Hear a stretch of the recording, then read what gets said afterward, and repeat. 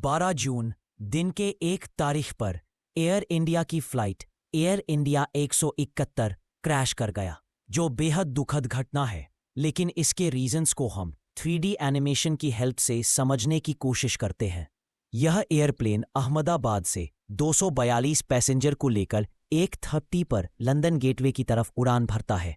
करीब 2 मिनट तक airplane runway पर अपनी स्पीड को बढ़ाता है। जब एयरप्लेन 300 किलोमीटर पर आवर की स्पीड तक पहुंच जाता है को प्लेन रनवे से टेक ऑफ करता है। अभी प्लेन ने जस्ट टेक ऑफ किया है और सिर्फ 191 मीटर की हाइट पर पहुंचा है, लेकिन प्लेन का पायलट मेडे कॉल करता है एयर ट्रैफिक कंट्रोल के पास में और इमरजेंसी के बारे में बताते हैं कि प्लेन लिफ्ट नहीं कर रहा है।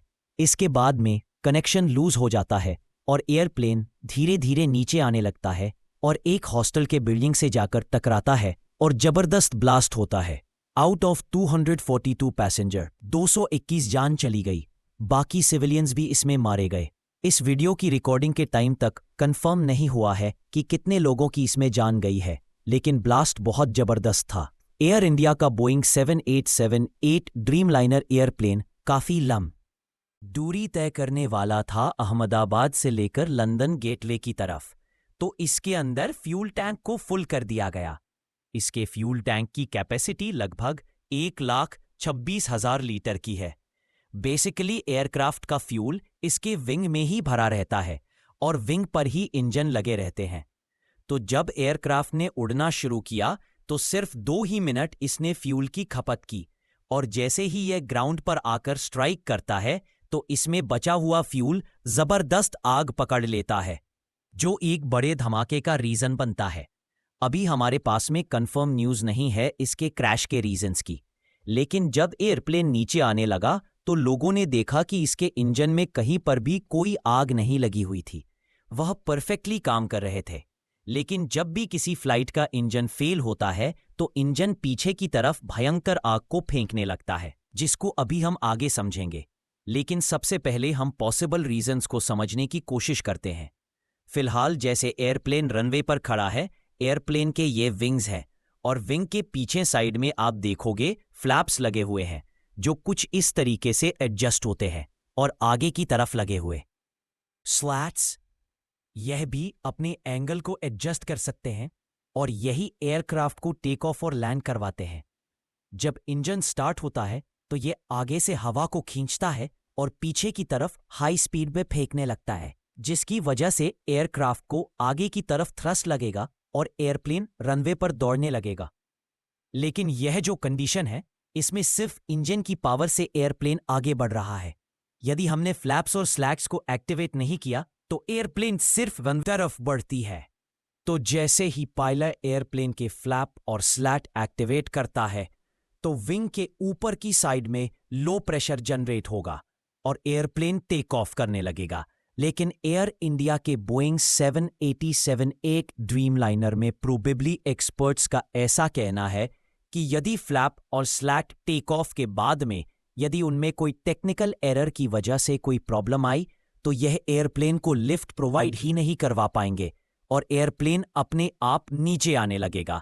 लेकिन बोइंग का यह एयरप्लेन बहुत ही ट्रस्टेड एयरप्लेन है। इसमें ऐसी प्रॉब्लम होने के चांस बहुत कम होते हैं। तो यहां पर दूसरा बड़ा रीजन हो सकता है गर्मी। यदि आपको पता हो तो राजस्थान और गुजरात के एरिया में बहुत ज्यादा टेम्परेचर बढ़ा हुआ है अभी के टाइम, और जब टेम्परेचर बढ़ता है तो हवा की डेंसिटी कम हो जाती है, जिसकी वजह से एयर पार्टिकल्स दूर दूर चले जाते हैं। यह लंबी दूरी का विमान था, तो जनरल सी बात है इसमें बहुत सारा लोड भी होगा, और यदि लोड ज्यादा हुआ ऐसी गर्मी में तो प्लेन टेक ऑफ तो कर जाएगा, लेकिन हवा की डेंसिटी की वजह से लिफ्ट प्रोवाइड नहीं करवा पाएगा।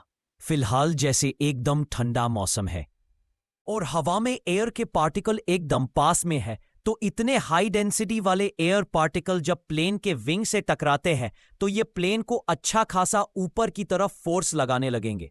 आप इसको ऐसे समझ सकते हो कि यदि 100 किलो का कोई पत्थर है तो या तो उसको 2 आदमी मिलकर उठाएंगे या 100 आदमी मिलकर उठाएंगे।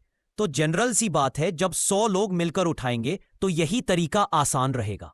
तो यहां पर भी जब ज्यादा एयर की डेंसिटी होगी तो प्लेन आसानी से ऊपर की तरफ लिफ्ट करने लगेगा और आसमान में जाने लगेगा। लेकिन गर्मी के टाइम में जो अर्थ का सरफेस होता है वहां पर जनरली हीट ज्यादा होती है और यहां पर एयर के पार्टिकल्स होते हैं वो दूर दूर होते हैं। तो जब कम एयर पार्टिकल एयरप्लेन को ऊपर की तरफ फोर्स लगाएंगे तो हो सकता है कि यहां पर जो इंजन थ्रस्ट जनरेट कर रहा है वो सफिशिएंट ना हो, और यदि ऐसा हुआ तो इंजन यदि अपनी फुल पावर पर भी चल रहा है तो एयरप्लेन एक तो लोड और सेकंड हवा की लो डेंसिटी की वजह से धीरे धीरे नीचे आने लगेगा। इसलिए जनरली यदि आप नोटिस करोगे इंडिया, दुबई, मेक्सिको जैसी कंट्रीज में रनवे की लंबाई ज्यादा रखी जाती है ताकि प्लेन गर्मी में भी सही से टेक ऑफ कर सके। लेकिन दोस्तों एक इंपॉर्टेंट बात मैं आपको बता देता हूं, एक बार प्लेन के टेक ऑफ करने के बाद में यदि इंजन में कहीं पर भी कोई प्रॉब्लम आती है तो पायलट कुछ भी नहीं कर सकता, उसके कंट्रोल में कुछ नहीं होता है, क्योंकि प्लेन को वापस जल्दी से टर्न देकर रनवे पर नहीं लाया जा सकता। तो यहां पर हो सकता है कि यदि कोई बर्ड बाई चांस यदि इंजन में फंस गया हो तो यह भी एक बड़े हादसे का रीजन बनता है वाइट, लेकिन इसके चांस कम है। फिर भी हम समझते हैं कि एक बर्ड कैसे इतने बड़े एयरप्लेन को क्रैश कर सकता है। इंजन के आगे के इस हिस्से में बहुत सारे कंप्रेसर होते हैं और पीछे के इस हिस्से में टरबाइन होते हैं जो इन कंप्रेसर को चलाते हैं। कंप्रेसर का काम बेसिकली बाहर से हवा को अंदर की तरफ खींचना है और उसको कंप्रेस करना होता है। एयर कंप्रेस होने के बाद में पहुंचती है कंबशन चेंबर में जहां पर फ्यूल जलता है। तो कंबशन चेंबर में सबसे पहले फ्यूल को स्प्रे किया जाता है जो बाहर से हवा आ रही है उसमें, जिसकी वजह से फ्यूल अच्छे से एयर के साथ में मिक्स हो जाएगा और फिर यहां पर लगे इग्नाइटर फ्यूल में आग लगाते हैं, जिसकी वजह से यहां पर बहुत सारी गैसेस जनरेट होती हैं। तो यहां पर टेम्परेचर और प्रेशर बढ़ने लगता है जिसकी वजह से यह गैस एक्सपेंड करने लगती है। अब इस हाई प्रेशर वाली हवा को पीछे एक नोजल से बाहर फेंका जाता है जिसकी वजह से इंजन को आगे की तरफ फोर्स लगता है।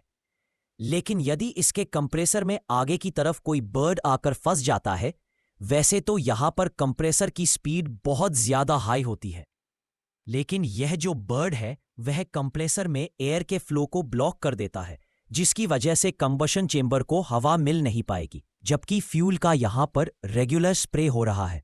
तो कंबशन चेंबर का टेम्परेचर बढ़ने लगेगा जिसकी वजह से यहां पर आग लग सकती है।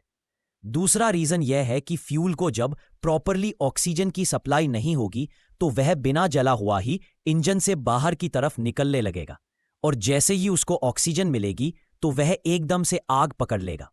इसी वजह से जनरली यदि कोई बर्ड कंप्रेसर में फंस जाता है तो इंजन में से तेज आग बाहर निकलती है। यह जो प्रॉब्लम होती है इसको कंप्रेसर स्टॉल बोलते हैं, जिसमें कंप्रेसर को प्रॉपर हवा की सप्लाई नहीं मिल पाती है। इसके अलावा दोस्तों एयरप्लेन एक बहुत ही टेक्निकल मशीनरी होता है जिसमें और भी बहुत सारी इंजीनियरिंग काम करती है। तो कहीं पर भी कोई भी फेलियर हो सकता है, और इस फेलियर का तभी पता चलेगा जब ब्लैक बॉक्स से फ्लाइट डेटा रिकॉर्डर की हिस्ट्री मिलेगी। ब्लैक बॉक्स बेसिकली एयरप्लेन की हर एक एक्टिविटी को रिकॉर्ड करता है। उम्मीद करता हूं आपको बहुत कुछ समझ में आया होगा। जैसे ही हमें कंफर्म न्यूज़ मिलती है तो हम फिर से इस पर वीडियो बनाने की कोशिश करेंगे। लेकिन दोस्तों कुछ वीडियो ऐसे आए हैं जो वाकई में बहुत विचलित करने वाले हैं, जिससे अंदाजा लगता है कि यह एक्सीडेंट बहुत ही ज्यादा खतरनाक था। बस उम्मीद है कि भगवान उनके परिवार के लोगों को हिम्मत और शांति दे। Thank you.